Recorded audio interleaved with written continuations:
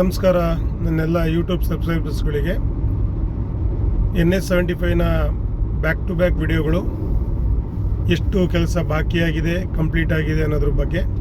So ಹೆಚ್ಚಿನಾಗಿ ಈ ವಿಡಿಯೋಗಳನ್ನು share ಮಾಡಿ, ನೀವು ನೋಡುವ ಜೊತೆಗೆ ಶೇರ್ ಮಾಡಿ, ಜನಗಳಿಗೆ ಹೆಚ್ಚಾಗಿ ಮಾಹಿತಿನ ತಿಳಿಸಿ ಅಂತ ಹೇಳ್ತಾ ಮೂರನೇ ಭಾಗವಾದ ಈ ವಿಡಿಯೋವನ್ನು ನಿಮಗೆ ತೋರಿಸ್ತಾ ಇದ್ದೇನೆ. ಇಲ್ಲೊಂದು ಭಾಗದ ಕೆಲಸ ಬಾಕಿ ಉಳಿದಿರುವಂಥ ಕೆಲಸ, ಆ ಕೆಲಸವೂ ಕೂಡ ನಮಗೆ ಒಂದು ಬದಿಯ ರಸ್ತೆ ಇವತ್ತು ಕಂಪ್ಲೀಟ್ ಆಗಿದೆ. ನಾವು ಮೊದಲು ಏನು ಕೆಳಗಡೆ ಕಾಣಿಸ್ತಿದೆ ಆ ಜಾಗದಲ್ಲಿ ಹೋಗ್ತಿದ್ವಿ. ಇವತ್ತು ನೇರವಾದಂತಹ ಗುಡ್ಡವನ್ನು ಒಡೆದು ಕಲ್ಲುಗಳನ್ನೆಲ್ಲ ತೆಗೆದು ನೋಡ್ಬೋದು ನೀವು, ಕಲ್ಲುಗಳನ್ನೆಲ್ಲ ಎಷ್ಟು ತೆಗೆದಿದ್ದಾರೆ. ನೇರವಾದಂಥ ರಸ್ತೆಯಲ್ಲಿ ನಾವು ಇವತ್ತು ಸಾಕ್ತಾ ಇದ್ದೇವೆ. ಅದು ಕೂಡ ಓಪನ್ ಆಗಿದೆ. ನಾವು BC ರೋಡ್ನಿಂದ ಹೊರಟ್ರೆ ಇವತ್ತು ಯಾವುದೇ ರೀತಿಯಾದಂತಹ ರಸ್ತೆ ಒಂದು ಬದಿ ಆದರೂ ಕೆಲಸ ಮುಗಿದಿರ್ತದೆ ಅಂತ ಹೇಳಲಿಕ್ಕೆ ಇಷ್ಟಪಡ್ತೇನೆ. ಯಾವುದೇ ರೀತಿ ಬಾಕಿ ಉಳಿದಿರೋದಿಲ್ಲ. ಒಂದು ಬದಿಯ ರಸ್ತೆ ಪೇರ್ನೆ ಬಳಿ ಮತ್ತು ಇಲ್ಲಿ ಉಪ್ಪಿನಂಗಡಿಯ ಮುಂಭಾಗದಲ್ಲಿರುವಂಥ ಈ ಭಾಗದ ಕೆಲಸ ಏನು ನೋಡಿದ್ರೆ, ಇವಾಗ ಬೆದ್ರೋಡಿ ಏನು ಜಾಗ ಇದೆ ಆ ಜಾಗದ ಬಾಕಿ ಕೆಲಸ ಉಳಿದಿರ್ತದೆ ಅಂತೇಳಿ ಅಂತ. ಇಲ್ಲಿಂದ ಮುಂದಕ್ಕೆ ನಾವು ಏನೇನೆಲ್ಲ ನೋಡ್ಬೋದು ಅಂತಂದರೆ, ನಮಗೆ ಏನು ಗುಂಡ್ಯದಿಂದ ಮಂಗಳೂರಿಗೆ ಈಗ ಒಂದು ಟೋಲ್, 2 ಟೋಲು ಬರ್ತಾ ಇದೆ. ಅಂದರೆ ಒಂದು ಬ್ರಹ್ಮರಕೋಟ್ಲು ಟೋಲ್ ಇದೆ. ಅದನ್ನು ಮುಂದಿನ ದಿನಗಳಲ್ಲಿ ತೆರವುಗೊಳಿಸ್ತಾರ, ಅದನ್ನು ಹಾಗೆ ಕಂಟಿನ್ಯೂ ಮಾಡ್ತಾರ ನೋಡಬೇಕು. ಕಾರಣ 60 ಕಿಲೋಮೀಟರ್ನ ಅಂತರದಲ್ಲಿಯೇ ಮಾಡಿದ್ದಾರೆ BC ರೋಡ್ನಿಂದ ಒಳಲು ಎಂಬುವ ಜಾಗದಲ್ಲಿ. ಆದರೂ ಸಹ ನೋಡಬೇಕು ಏನಾಗ್ತದೆ ಅಂತೇಳಿ. ಯಾಕೆಂದರೆ ಅದು BC ರೋಡ್ನಿಂದ ಮುಂದೆ ಇರುವಂಥ ರಸ್ತೆ NS73 ಬರ್ತದೆ. ಇದು ನೋಡಿ, ಈಗ ಇಲ್ಲಿಂದನೇ ಬೋರ್ಡ್ ಹಾಕುವಂಥ ಕೆಲಸ ಹಾಕಿದ್ದಾರೆ. ಸುಂಕ ವಸೂಲಾತಿ ಕೇಂದ್ರ ಮುಂದಿದೆ, ಫ್ರೀ ಪ್ಲಾಜಾ ಅಂತ 2 ಕಿಲೋಮೀಟರ್ ರಸ್ತೆ ಅಂತ ಹಾಕಿದ್ದಾರೆ.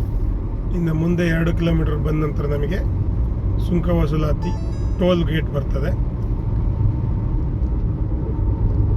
ಒಂದು ಮೀಡಿಯಮ್ ಆಗಿರುವಂಥ ಅಮೌಂಟನ್ನು ಇಟ್ಟರೆ ಯಾವುದೇ ರೀತಿಯ ಅಭ್ಯಂತರ ಇಲ್ಲ.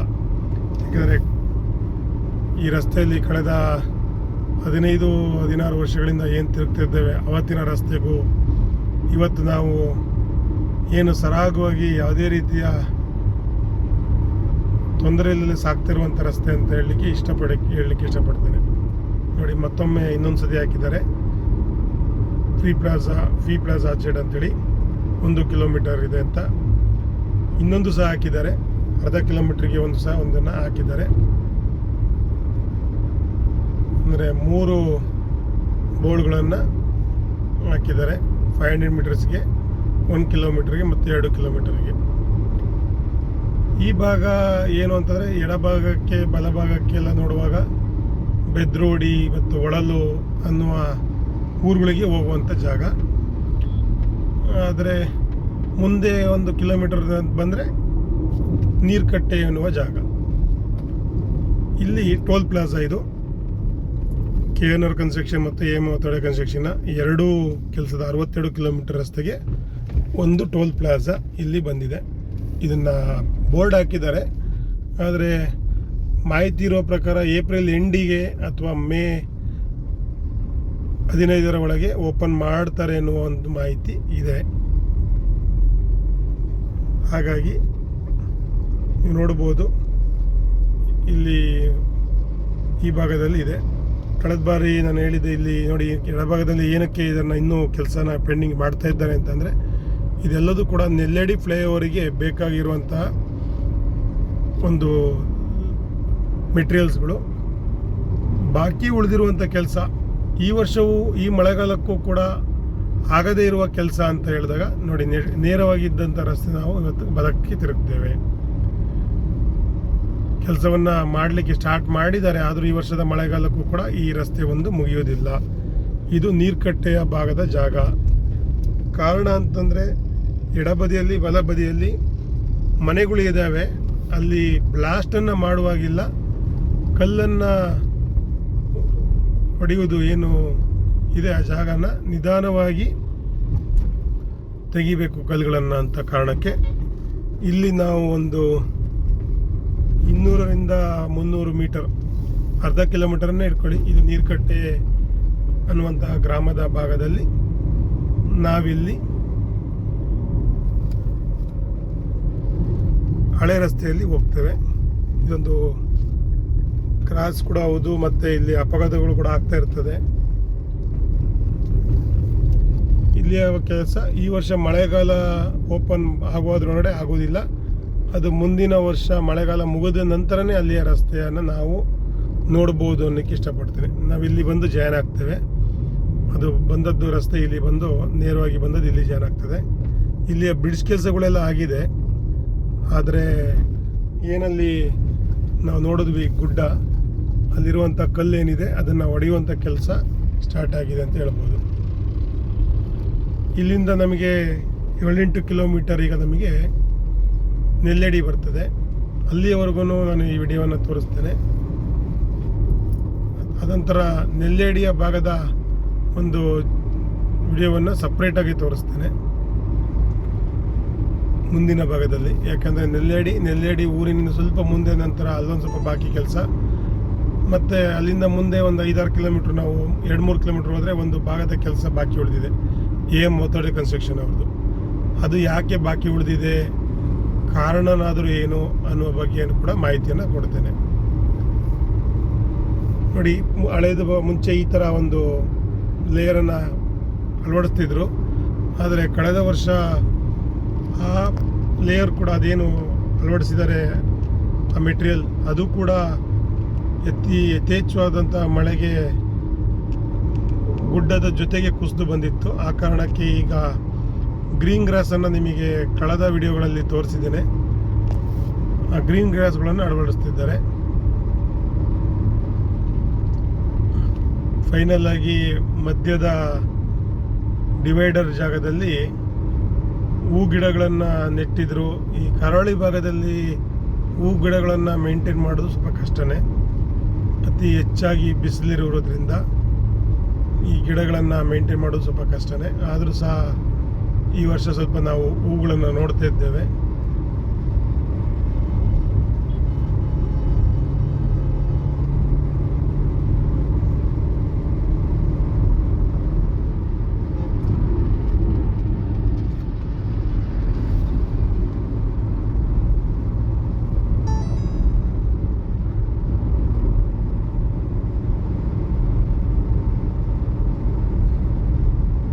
ಅತಿ ವೇಗವಾಗಿ ಹೋಗುವಂಥವ್ರು ತುಂಬ ಜನ ಇರ್ತಾರೆ.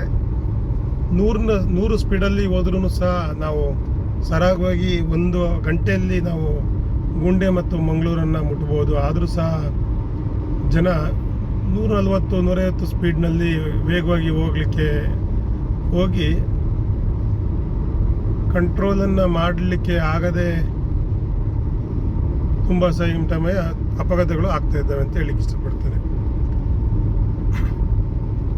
ಗೋಳಿ ತೊಟ್ಟು ಅನ್ನುವ ಜಾಗ ಇದು ನೋಡಿ. ಇಲ್ಲಿ ಮುಂದಿನ ದಿನಗಳು ನಾವು ಇವಾಗ ಹೇಳ್ದಂಗೆ ಏನಕ್ಕೆ ಫ್ಲೈಓವರ್ನ ಎಲ್ಲ ಫ್ಲೈಓವರ್ಗಳ ಅವಶ್ಯಕತೆ. ಈ ಗೋಳಿ ತೊಟ್ಟು ತುಂಬ ಕಿರಿಕಿರಿ ಇಲ್ಲ, ಆ ಕಾರಣಕ್ಕೆ ಇಲ್ಲಿ ಯಾವುದೇ ರೀತಿ ಫ್ಲೈಓವರ್ ಇಲ್ಲ.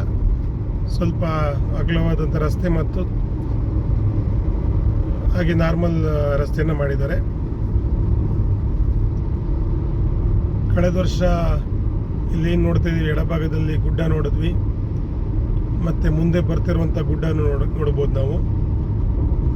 ರಸ್ತೆ ಕಂಪ್ಲೀಟ್ ಆಗಿ ಎಲ್ಲ ಆಗಿ ನಂತರನೂ ಕೂಡ ಇದು ಸಹ, ಈ ಗುಡ್ಡವೂ ಸಹ ಮತ್ತೆ ಮಳೆಯ ಯಥೇಚ್ಛವಾಗಿ ಬಂದಿರೋಂಥ ಮಳೆಗೆ ಕುಸಿದು ಬಿದ್ದಿತ್ತು.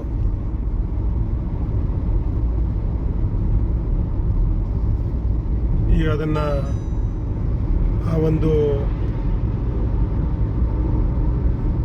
ಪದಾರ್ಥ ಏನು ಹಾಕಿದ್ದಾರೆ ಆ ಮೆಟೀರಿಯಲ್ನಿಂದ ಯೂಸ್ ಆಗಿದೆ. ನಾವು ಎವರಿ 10 ನಿಮಿಷಕ್ಕೆ BC ರೋಡ್ನಿಂದ ಹೊರಟ್ರೆ ಎವರಿ 10 ನಿಮಿಷಕ್ಕೆ ಒಂದು ಊರನ್ನು ಪಾಸ್ ಮಾಡ್ಬೋದು. ಇವಾಗ ಹೇಗೆ ಅಂದರೆ ಮುಖ್ಯವಾದ ನಗರಗಳನ್ನು ಹೇಳ್ತಿರೋದು.